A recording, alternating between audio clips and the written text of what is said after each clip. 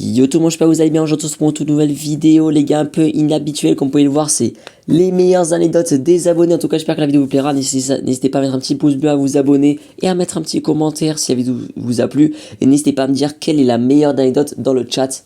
Et sinon, directement, sans perdre de temps, c'est parti.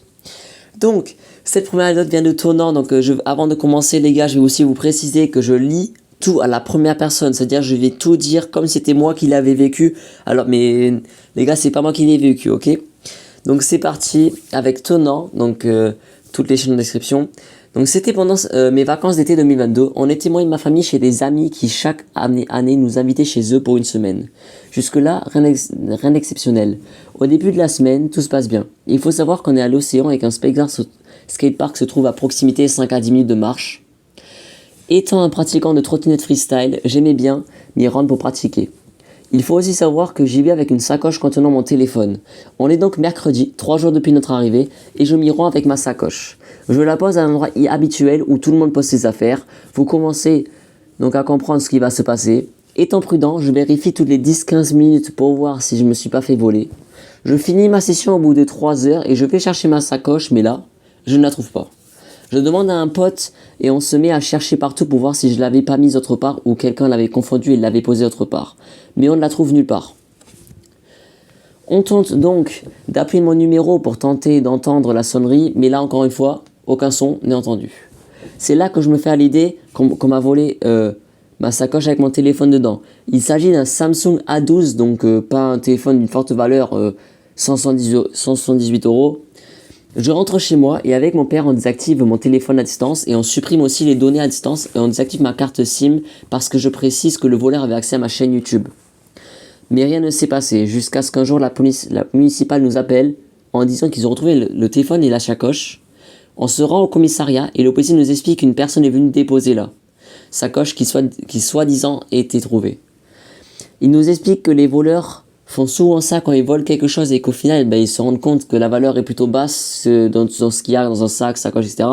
Mais ils ne pouvaient pas l'arrêter parce qu'il n'avait aucune preuve. Il n'y avait pas de caméra sûrement dans le skatepark, etc. Donc il a fait une petite conclusion, parce que c'est la fin. Ne posez jamais vos affaires sous surveillance, gardez-les sur vous ou à proximité. Gardez ça dans votre tête, les gars. Et passons directement à la deuxième anecdote. Donc c'est une anecdote de Facile, c'est une anecdote un peu horreur les gars, c'est une anecdote qui fait un peu peur, voilà que Facile va nous raconter dans pour cette deuxième anecdote. Donc en gros c'était il y a 5 ans et j'habitais dans une maison avec étage. J'avais regardé qu'avant, quand j'avais eu mon tout premier téléphone et d'après ce qu'on disait de la maison, il y avait eu une femme qui était partie de la maison sans jamais revenir et son mari qui avait des galères financières et il s'est suicidé, il s'est pendu. Donc pas très gai tout ce qui se passe là. Et il avait apparemment un rituel qui consistait à manger des fourmis. Très bizarre. Et on les entendait encore. Le couple et les fourmis. Donc je vais voir mes parents et ils me disent que c'est vrai. Je vais donc me coucher. Et ils me disent que c'est pas vrai, donc je vais me coucher. Cette nuit-là, rien. Donc pendant 2 ans, les gars, il se passe rien. Mais après 2 ans, donc jusqu'au jour où j'ai le malheur de laisser ma porte entrouverte et à partir de ce moment-là, je croyais voir une femme derrière la porte qui n'était pas ma mère car je l'entendais ronfler et ni ma sœur qui dormait encore à côté de moi car elle était assez petite je pense. Et je commence à entendre des bruits de quelqu'un qui monte les escaliers. Mon père travaillait de nuit donc j'avais l'habitude que mon chat monte et vienne dormir avec moi. Je vais fermer la porte et en me retournant, je vois mon chat sur le lit et les bruits de pas continuaient. Je finis par m'endormir. Donc là, premier jour, ça fait un peu flipper, on va pas se mentir les gars. Passons aujourd'hui, donc jour 2. Tout se passe bien, mais on est en été, et dans la maison, il fait littéralement 15 degrés, sans ventilo ni clim, car mes parents n'étaient pas particulièrement bien financièrement dans le passé. Donc moi, je suis content, je me couche en regardant la fenêtre. J'entends quelqu'un toquer à ma fenêtre, alors qu'il n'y a personne. Très bizarre encore une fois les gars, très bizarre. Donc, jour 3. J'entends des cris dans mes escaliers, des trucs qui tombent et tout. Très bruyant, donc je me réveille et du coup je tape mon meilleur sprint pour voir. Rien. C'est calme, jusqu'au moment où je cligne des yeux et je vois l'ombre d'un homme courir vers le bas. Je prends donc un mini ciseau et en descendant je ne vois rien. Je vais me coucher et il y a littéralement des fourmis qui sortent du plancher, je les tue et m'endors après avoir pris soin de plier ma couverture de la mettre de mes pieds à mon torse. Le lendemain, en me réveillant, ma couette était mise au-dessus de moi, comme si c'était un drap. Et je l'ai dit, Il faisait très froid, donc c'était une couette à plumes bien chaude, ce qui fait que je manquais d'air. J'ai donc crié pendant 15 minutes et j'arrivais à voir un peu à travers ma couette. J'attends 5 minutes, une silhouette d'homme apparaît juste au-dessus de moi et repart. Avec un physique qui était loin d'être celui de mon père, j'ai donc attendu plus de 30 minutes et j'entendais comme des gens énervés en bas. Mon père vient dans ma chambre et me voit littéralement faire du judo avec ma couette. Et donc il essaie de l'enlever, impossible. On a donc dû faire un trou à l'intérieur et on a déménagé. Par la suite, on a porté plainte et on a appris que la gendarmerie aurait trouvé des milliers de fourmis qui appartiendraient encore au couple. Mais ça ne change rien, je n'oublierai jamais cette histoire. Fin. Voilà, petite anecdote de facile. Alors je sais pas si c'est vrai les gars. On va pas se mentir, peut-être qu'il y aura beaucoup d'anecdotes fausses, j'ai l'impression. Passons à Zied. Donc Zied les gars, pour la troisième anecdote, c'est une anecdote très très très courte. Donc je vais vous lire ce qu'il m'a écrit.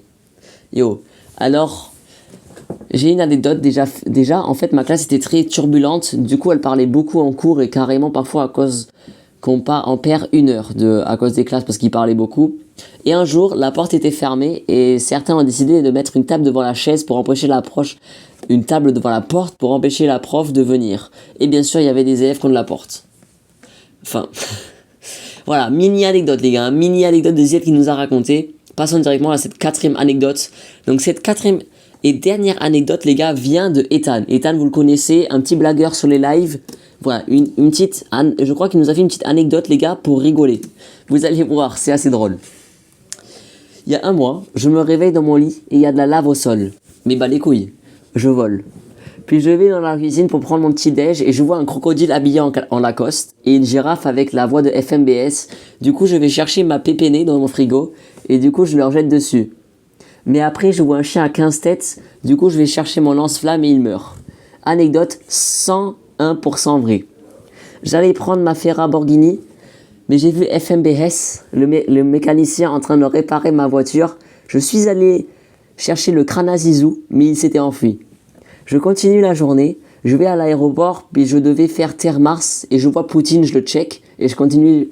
J'attends mon avion, mais le 4KKDER était en retard, et depuis ce jour-là, je reste dans mon lit en mangeant mes céréales trésors sans lait. Fin. Voilà, petite anecdote d'Ethan les gars. Donc maintenant les gars, n'hésitez pas à aller en commentaire. Vous allez me dire quelle était la meilleure anecdote entre ces 4 anecdotes. Et sinon les gars, je vous souhaite une super journée à tous. N'hésitez pas à mettre un petit like, à vous abonner, à mettre du coup un petit commentaire. Objectif 150 vues, 20 likes comme d'habitude. Allez les gars, ciao ciao.